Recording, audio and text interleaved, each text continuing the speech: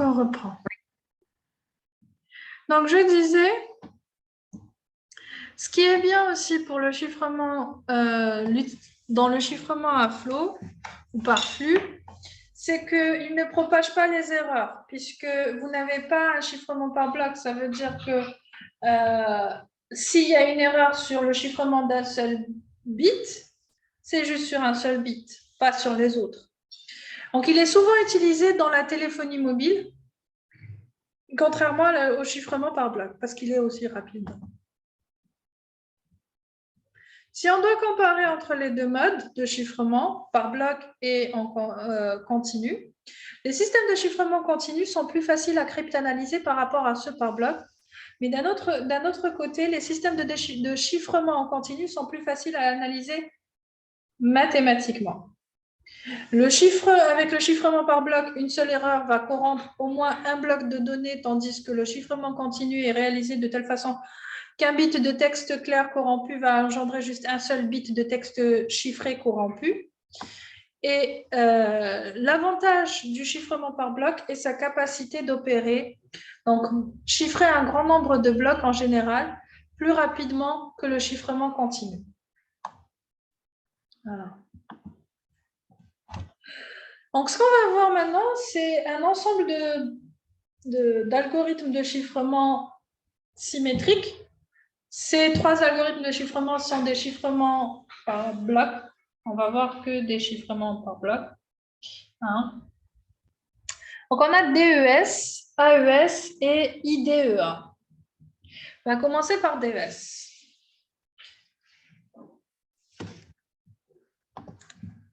Donc, DES, ou qu'on appelait aussi auparavant DEA pour Data Encryption Algorithm, c'est une modification du système Lucifer préparé par IBM. Il est en principe réévalué tous les 5 ans, mais il ne l'est plus parce que ça y est, il est mort. Il était prévu qu'il s'arrête en 1998 et en 2000 est apparue une nouvelle norme qui est AES, Advanced Encryption Standard. Donc, ce standard, c'est l'AES qui s'est généralisé, hein, DES étant obsolète. Néanmoins, même s'il est obsolète, il est intéressant de l'étudier pour voir comment le principe finalement, parce que vous allez vous rendre compte que la plupart des algorithmes de chiffrement symétrique vont se baser plus ou moins sur les mêmes principes. Alors, la cryptographie traditionnelle mettait en œuvre des algorithmes plus ou moins simples et des clés longues pour en assurer la sécurité. Dans la tendance moderne, c'est plutôt inverse. On conçoit des algorithmes qui sont plus sophistiqués, avec des clés courtes, et le chiffrement va souvent se faire par bloc. Donc, les premières variantes du DES vont prendre un message clair de 64 bits et vont avoir en résultat un message chiffré de 64 bits. Et ils vont utiliser une clé de 56 bits. Alors, pourquoi elle est de 56 bits? En réalité, elle fait 64 bits, mais les 8 bits, les 8 autres bits, entre 56 et 64, les 8 autres bits sont des bits de parité. Donc, en fait, ils n'apportent pas d'informations particulières à part l'idée de vérifier la parité d'un octet, tout simplement. Donc, il n'y a que 56 bits effectifs dans cette clé. Ensuite, la fonction de chiffrement est construite comme étant une combinaison de substitution et de permutation. Les permutations, c'est la même chose qu'on a vu tout à l'heure. La substitution, c'est le fait de, finalement, par exemple, si je dis, à chaque fois que je trouve un A, je le substitue par un C. Ça, c'est ce qu'on appelle une substitution. On a donc un système itéré. Donc, qu'est-ce qui va se passer? On va y avoir des itérations, où N est le nombre d'itérations, ou qu'on appelle aussi nombre de tours ou nombre de rondes. Dans DES, bon, on va voir après, mais il y a, je crois, 16 tours. Donc, ces deux idées de chiffrement par bloc avec une clé courte et un système itéré se trouvaient déjà dans Lucifer, donc l'ancêtre de DES.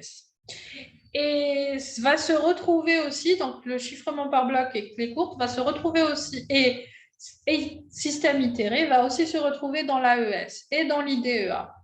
Donc, ce n'est pas des idées qui sont obsolètes. C'est juste l'algorithme DES en lui-même qui est obsolète parce qu'il a été craqué. La troisième idée est que la fonction de chiffrement soit facile à inverser et qu'elle soit elle-même sous forme d'un produit de transformation dont l'une au moins est linéaire et de substitution.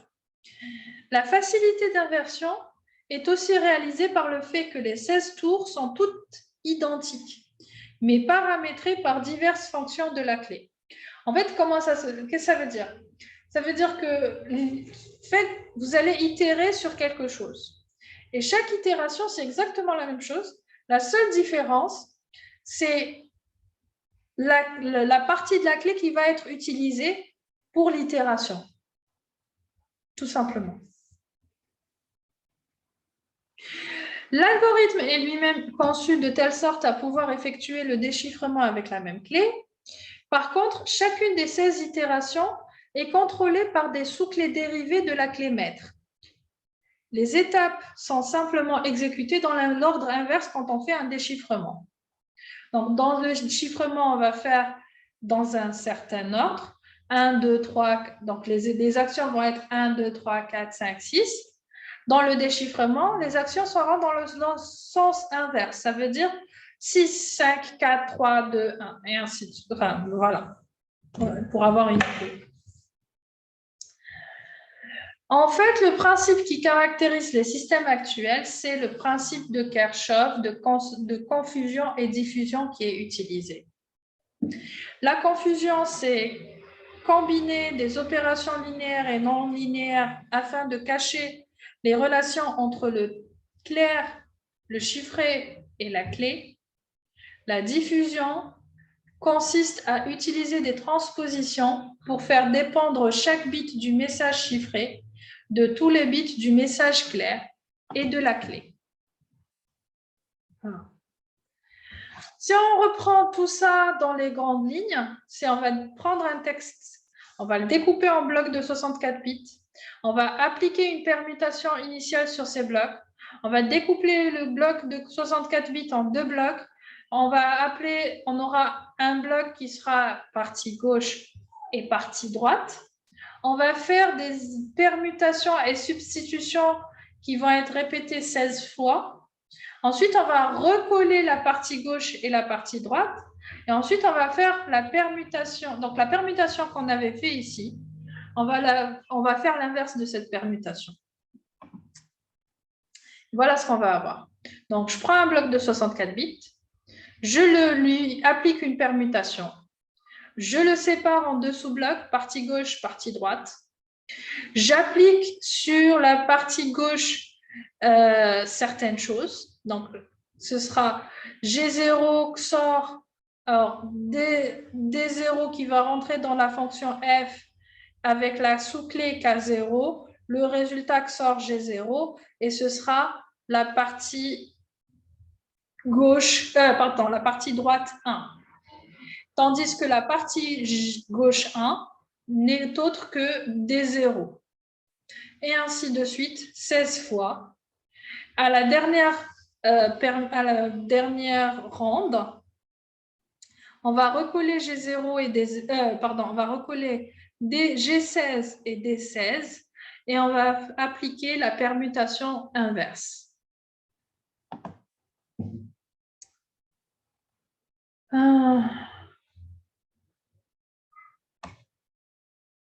Bon.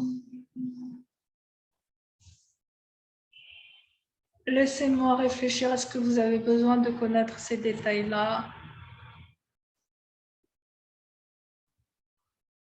On peut sauter ça. On passe directement à ça. La fonction de déchiffrement va être presque la même que la fonction de chiffrement. Et on a la transformation T qui est représentée sur la figure. Donc, si on a le RI-1, LI-1, on va avoir, puisqu'on a dit RI, R c'est right, donc droit, et L c'est pour left, donc gauche. On va appliquer une fonction d'expansion qui va prendre 32 bits en entrée et va avoir 48 bits en sortie. On va lui appliquer un XOR avec une sous-clé K qui est de 48 bits. Ensuite, on va la faire entrer dans une S-box qui va être en fait une substitution. La S-box va prendre 48 bits en entrée et va rendre en sortie 32 bits. On va lui appliquer une permutation pi.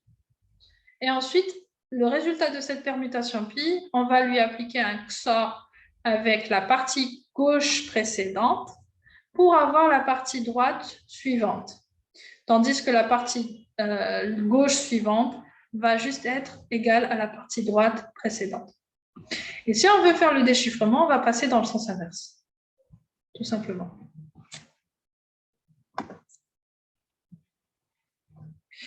La génération des sous-clés dans DES,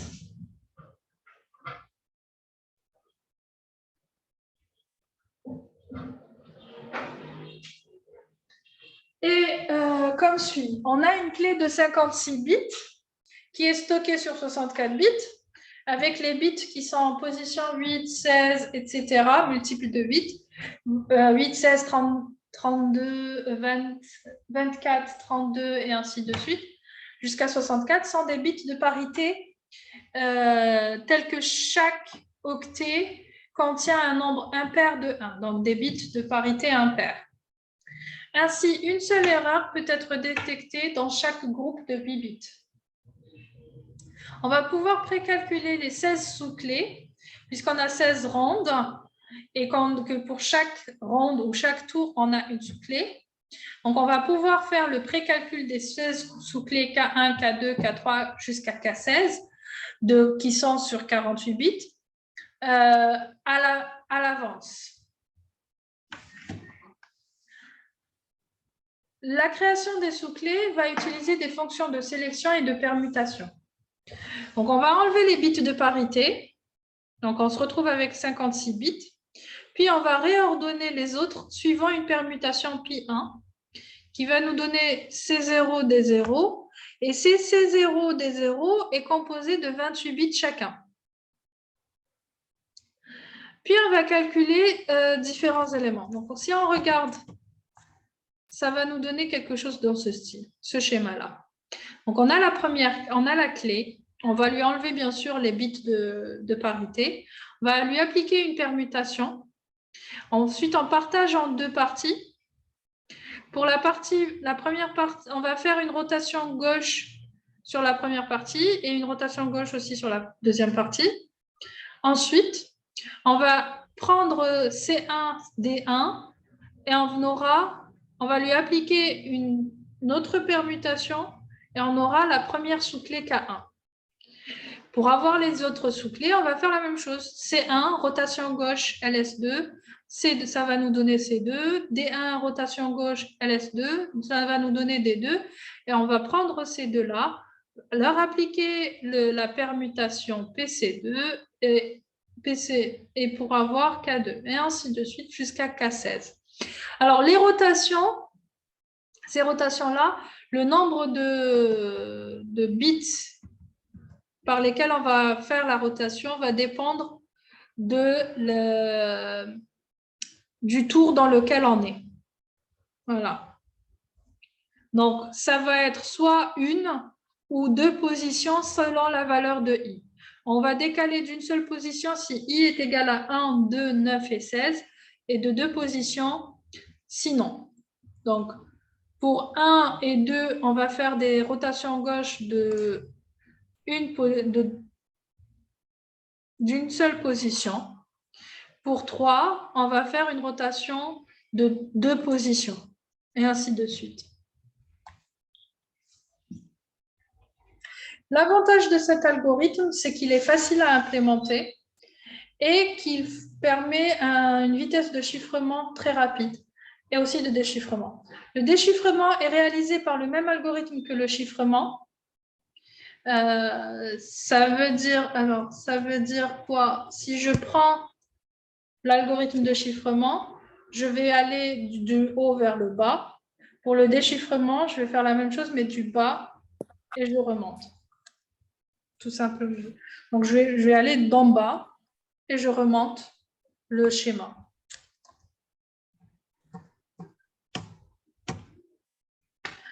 Il utilise les principes de confusion et de diffusion de Kirchhoff qui permettent d'avoir une bonne sécurité.